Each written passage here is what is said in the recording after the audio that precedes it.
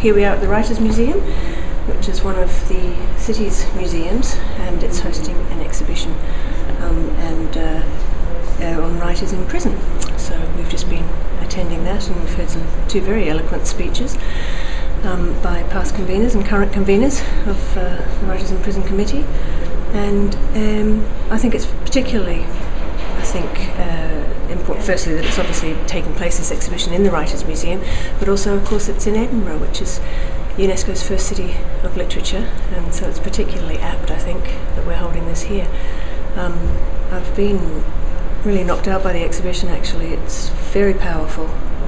I think it really brings home to us all just how fortunate we are to live in a country that, where freedom of expression is pretty much taken for granted, I think. And I do hope we get a number of young people along to see this, because I think it'll make them, raise awareness for that. And it's very important that the council involves itself in these sorts of events that raise awareness of issues such as this.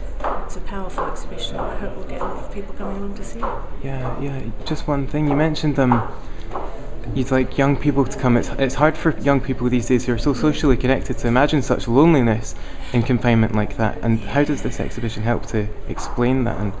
Well, it illustrates it in terms of things like showing some of the materials that writers have actually had to use to smuggle their words out to the world, such as toilet paper or matches or, cigarette papers and tiny little fragments, writing on soap and actually, getting poems out in that way. So it illustrates that.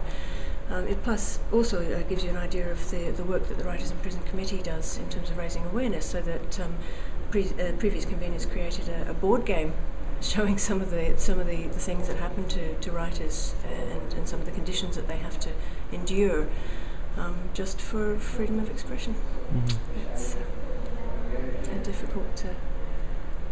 It's a difficult thing to have to face, and I think it will be very good for a lot of people to be made more aware of this issue.